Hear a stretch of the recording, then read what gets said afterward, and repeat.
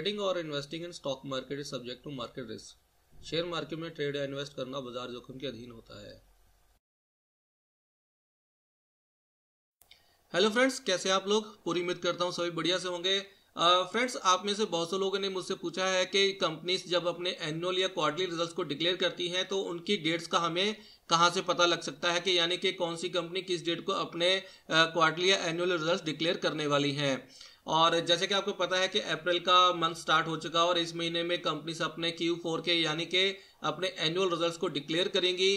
तो इसी के ऊपर मैं अपना ये आज का वीडियो बना रहा हूँ और इस वीडियो में मैं आपको दो चीज़ें बताऊंगा। पहली तो ये कि आप आने वाली कंपनीज के रिजल्ट्स को कैसे देख सकते हैं, उनकी डेट्स को चेक कर सकते हैं कि कौन सी डेट में कौन सी कंपनी अपने जो है एनुअल रिजल्ट्स या Q4 के रिजल्ट्स को डिक्लेयर करेगी। और दूसरा मैं आपको ये बताऊंगा कि किसी पर्टिकुलर कंपनी के अगर आपने ये चेक करना है कि उसने लास्ट जो उसने अपने क्वार्टरली रिजल्ट्स या एनुअल रिजल्ट्स डिक्लेयर किए थे उसकी क्या डेट थी, यानी कौन सी डेट में उसने वो अपने रिजल्ट्स को डिक्लेयर किया था, सो दैट आप वो रिजल्ट्स को कंपेयर कर पाएं और ये पता लगा पाएं कि जब उसके लास्ट रिजल्ट आए थे कंपनी के तो उस रिजल्ट वाले दिन कंपनी ने किस तरीके से परफॉर्म किया था या उस शेयर ने मार्केट में किस तरीके से मूवमेंट दी थी, वो कितने परसेंट अप गया था या कितने परसेंट डाउन गया था। तो आप ये वीडियो देखते रहें और मुझे पूरी उम्मीद है कि आपको ये अच्छे समझ में आ जाएगा कि हम रिजल्ट्स को कैसे फाइंड आउट कर सकते हैं, कौन सी डेट में कंपनीज कब अपने रिजल्ट डिक्लेयर करने वाली हैं।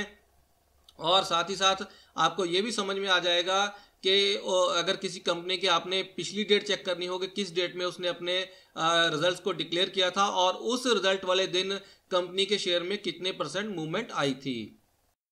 तो फ्रेंड्स, सबसे पहले हम बात कर लेते हैं कि कौन सी कंपनी अपने Q4 के एनुअल रिजल्ट्स इस महीने में या आने वाले अगले महीने में डिक्लेयर करने वाली है। और ये जो मैं आपको बताऊंगा रिजल्ट कैलेंडर वो दोनों एक्सचेंज के लिए बताऊंगा। सबसे पहले BSE में और उसके बाद मैं NSE में बताऊंगा। पहले BSE की बात कर लेते हैं। BSE में अगर आपको रिजल्ट कैलेंडर देखना हो तो आप ये जो देखिए ये यहाँ पे जो कॉर्पोरेट्स लिखा हुआ है इस मेनू को आपने क्लिक करना है। जैसे ही आप क्लिक करेंगे इसके आगे फर्दर सब मेन्यूज ओपन हो जाएंगे। यहाँ पे देखिए ये रिजल्ट कैलेंडर लिखा हुआ है, इसको अगर आप क्लिक करेंगे तो इससे हमें पता लग जाएगा कि कौन सी कंपनी किस डेट को अपने जो है रिजल्ट डिक्लेयर करने वाली है। देखिए यहाँ पे कंपनी का नाम लिखा हुआ है, यहाँ पे इसका स्क्रिप्ट कोड भी है और यहाँ पे इसकी रिजल्ट डेट है कि किस डेट को ये अपने रिजल्ट डिक्लेयर करने वाली है। यहाँ पे आपको एक चीज और बता दूं कि ये जो लिस्ट है वो डेली अपडेट होती है, क्योंकि जिन कंपनीज ने अपनी इंफॉर्मेशन या डिक्लेरेशन एक्सचेंज को दे दी है कि वो किस डेट में अपने रिजल्ट डिक्लेयर करेंगे वो तो इस लिस्ट में इंक्लूड हो गए हैं। बट ऐसी बहुत सी कंपनीज हैं जिन्होंने अभी तक एक्सचेंज में अपनी इंफॉर्मेशन या डिक्लेरेशन नहीं दी है कि वो किस डेट में अपने जो रिजल्ट्स हैं डिक्लेयर करेंगे। और जब वो अपनी ये जो इंफॉर्मेशन एक्सचेंज को फाइल कर देंगे तो ये लिस्ट अपडेट हो जाएगी। और उम्मीद करता हूँ आपको ये बात समझ में आ गई होगी। इसी तरीके देखिए ये जो यहाँ पे इसके 4 पेजेस हैं, इसको अगर आप क्लिक करेंगे तो आप 2 नंबर पेज पे भी देख सकते हैं कि कौन सी डेट में ये देखिए 21 अप्रैल को ये वाली कंपनी सामने रिजल्ट डिक्लेयर करेंगी। इस तरीके से अगर आप 3rd पेज करेंगे तो आपको अगला भी पेज ओपन हो जाएगा और आपको समझ में आ जाएगा कौन सी कंपनीज किस डेट में अपने रिजल्ट डिक्लेयर करने वाली हैं। क्लियर है? उम्मीद करता हूँ आपको समझ में आ गया होगा। अब इसी तरीके से अगर आप ये पेज बाई पेज ओपन करके नहीं देखना चाहते हैं तो यहाँ पे देखिए ये स्क्रिप्ट कोड का कॉलम दिया गया है। यहाँ पे अगर आप कंपनी का नेम एंटर कर देंगे तो वहां से भी आपको पता लग सकता है कि कौन सी कंपनी कब अपने जो रिजल्ट डिक्लेयर करने वाली है। फॉर एग्जांपल यहाँ पे अगर मैं इन्फोसिस टाइप करूं, इन्फोसिस सिलेक्ट करके यहाँ पे अगर सबमिट करूं तो ये देखिए यहाँ पे ये सिर्फ इन्फोसिस का रिजल्ट दिखाएगा कि इन्फी के जो रिजल्ट आने वाले हैं वो 13 अप्रैल को रिजल्ट आने वाले हैं। उम्मीद करता हूँ आपको समझ में आ गया होगा। और जैसे ही यहाँ पे अगर आप कोई दूसरी कंपनी सर्च करेंगे और यहाँ पे कोई डेट ना आए सामने आपके तो उससे आप ये समझ लीजिए कि उस कंपनी ने अभी तक अपनी जो रिजल्ट की डेट है वो अभी तक अनाउंस नहीं की है। वो उसने अभी तक एक्सचेंज को नहीं बताया कि वो किस डेट में अपने रिजल्ट डिक्लेयर करने वाली है। तो ये था BSE की वेबसाइट जहां से आप ये देख सकते हैं कि रिजल्ट कैलेंडर कैसे फाइंड आउट किया जा सकता है। तो चलिए अब हम देख लेते हैं कि NSE पे हम रिजल्ट कैलेंडर को कैसे देख सकते हैं। तो NSE की वेबसाइट जब आप ओपन करेंगे तो यहाँ पे देखिए यहाँ पे ये कॉर्पोरेट्स लिखा हुआ है। इसको अगर आप यहाँ पे अगर आप अपना कर्सर लेके जाएंगे तो यहाँ पे ये सब मेन्यूज ओपन हो जाएंगे। यहाँ पे देखिए रिजल्ट कैलेंडर लिखा हुआ है, इसको अगर आप क्लिक करेंगे तो आपके सामने एक नया पेज ओपन हो जाएगा जहाँ पे ये दिखाएगा कि कौन सी कंपनीज के रिजल्ट किस डेट को आने वाले हैं। देखिए यहाँ पे ये कंपनी है गोवा कार्बन, ये इसका रिजल्ट और डिविडेंड ये डिक्लेयर करने वाली है 11 अप्रैल को। क्लियर है? देखिए यहाँ पे भी वही बात है कि जिन कंपनीज ने अपने रिजल्ट्स की डेट अनाउंस करके एक्सचेंज में सबमिट कर दी है इंफॉर्मेशन, उनकी लिस्ट तो यहाँ पे अपडेट हो गई है, बट जिन कंपनीज ने अभी तक अपनी रिजल्ट्स की डेट अनाउंस नहीं की है वो अभी तक यहाँ पे अपडेट नहीं हुई है। इसलिए जब आप इसको डेली बेसिस पे चेक करेंगे तो हो सकता है लिस्ट आपको थोड़ी इंक्रीज होके मिले।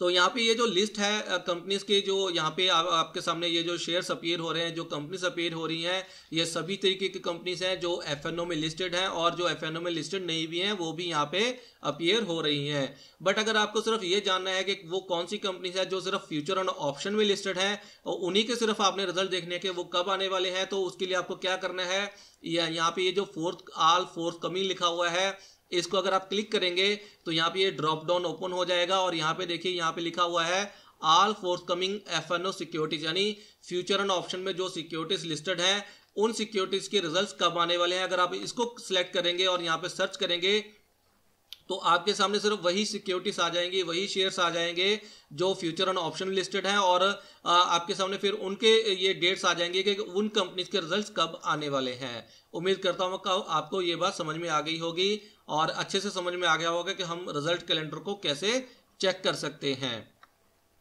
तो चलिए अब हम बात कर लेते हैं कि आप कैसे पता लगा सकते हैं कि किसी पर्टिकुलर कंपनी ने अपने जो Q3, Q2 या Q1 के रिजल्ट्स लास्ट कब डिक्लेयर किए थे, यानी कौन सी डेट को डिक्लेयर किए थे और उसकी टाइमिंग क्या थी। टाइमिंग का मतलब यहाँ पे ये है कि उसने अपने जो रिजल्ट थे वो ड्यूरिंग मार्केट आवर्स में डिक्लेयर किए थे या मार्केट क्लोज हो जाने के बाद डिक्लेयर किए थे। अगेन आपको ये बता दूं कि कंपनी जो अपने रिजल्ट है, अगर लास्ट उसने जो रिजल्ट डिक्लेयर किए थे अगर उसमें वो मार्केट क्लोज हो जाने के बाद डिक्लेयर किए थे तो ये जरूरी नहीं है कि इस बार भी वो मार्केट क्लोज हो जाने के बाद ही डिक्लेयर करेगी।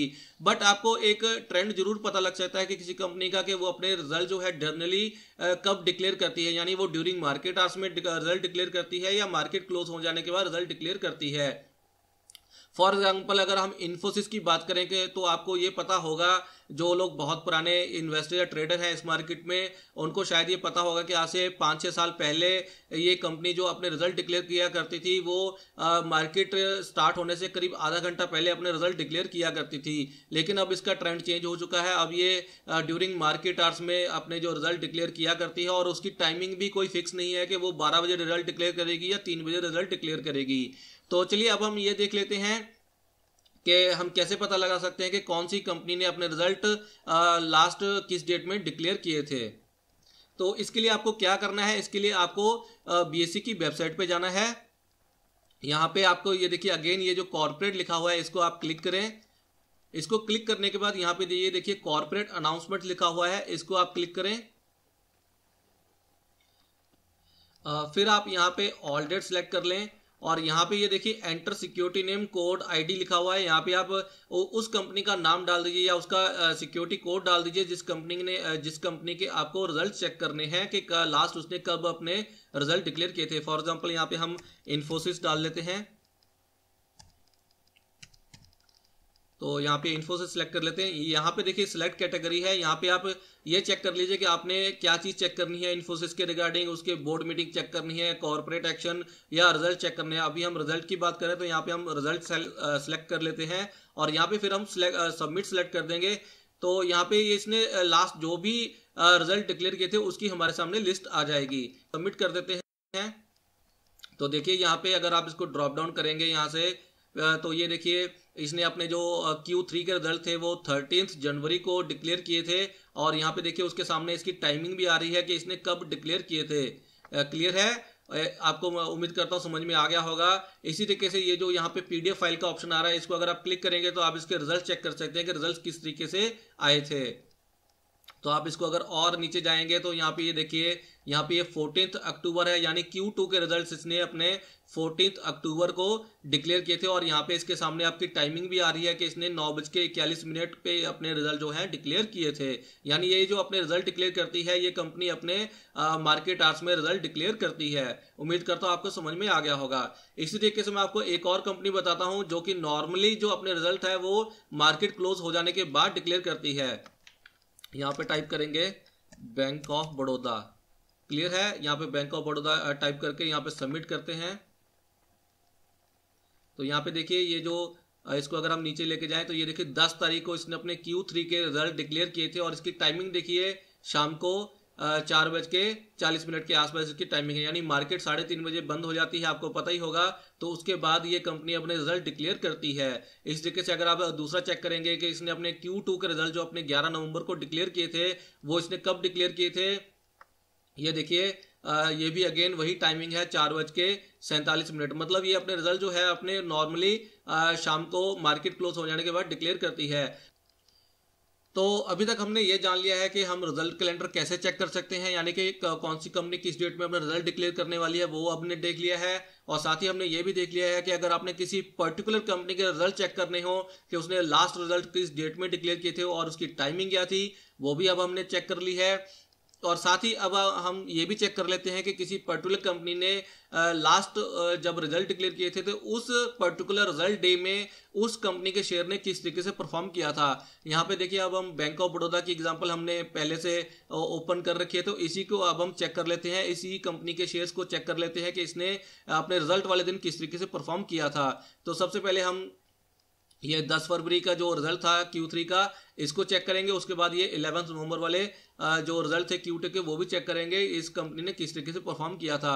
इसको चेक करने के लिए क्या करना होगा, हमें NSE की वेबसाइट पे जाना होगा। यहाँ पे अब हम टाइप करेंगे बैंक ऑफ बड़ौदा,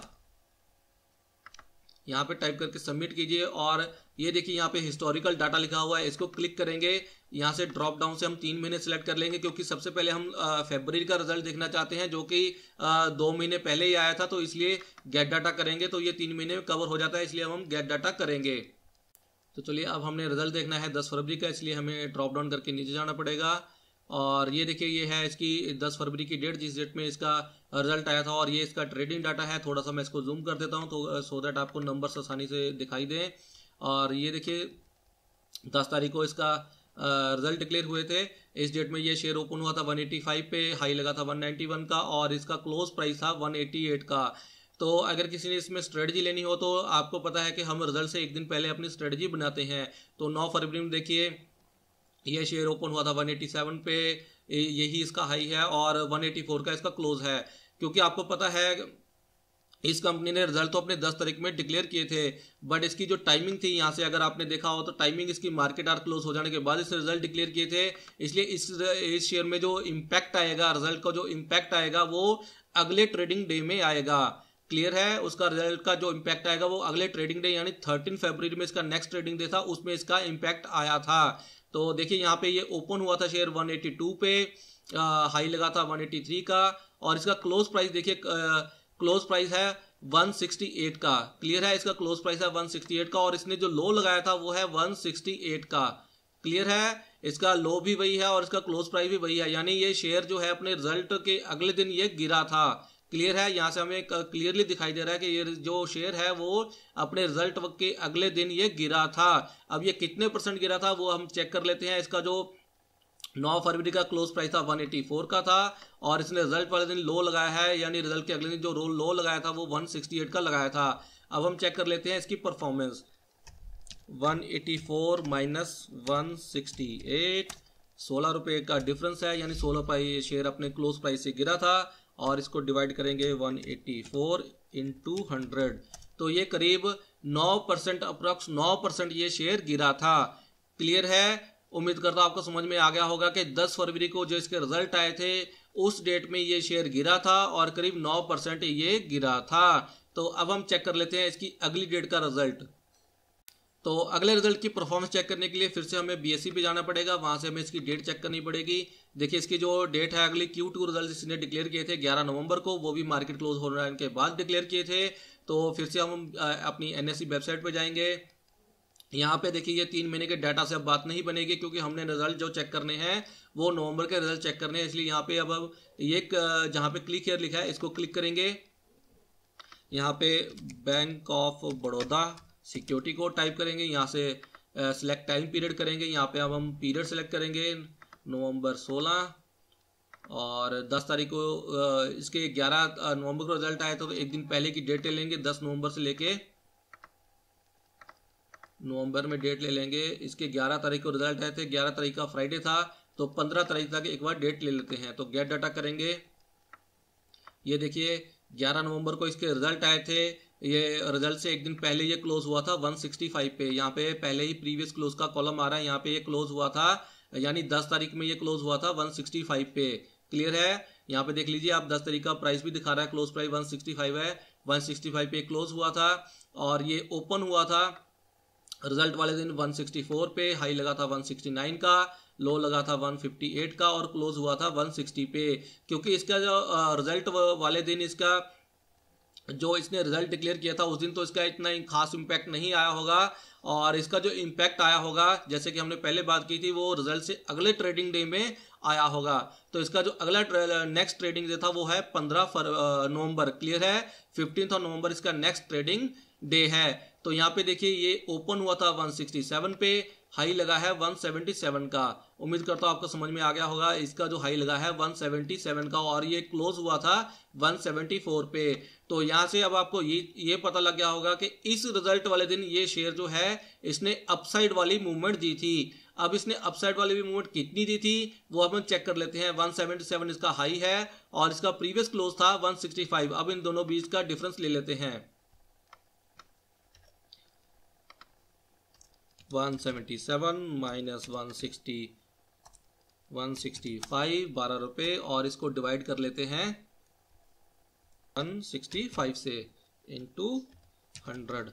तो देखिए ये करीब 7% बढ़ा था। उम्मीद करता हूँ आपको समझ में आ गया होगा कि बैंक ऑफ बड़ौदा ने जब अपने लास्ट रिजल्ट दिए थे उसने किस तरीके से परफॉर्म किया था, वो आपको अच्छे से समझ में आ गया होगा। तो फ्रेंड्स अब मैं उम्मीद करता हूं कि आपको ये अच्छे समझ में आ गया होगा कि हम आने वाली रिजल्ट्स डेट्स कैसे चेक कर सकते हैं और कैसे किसी पर्टिकुलर कंपनी के पिछली डेट्स भी चेक कर सकते हैं कि कब उसने अपने जो रिजल्ट्स हैं डिक्लेयर किए होंगे।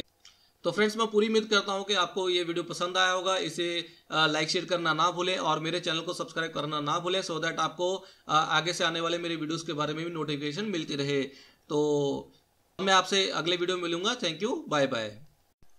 ट्रेडिंग और investing in stock market is subject to market risk. Share market में ट्रेड या इन्वेस्ट करना बाजार जोखिम के अधीन होता है।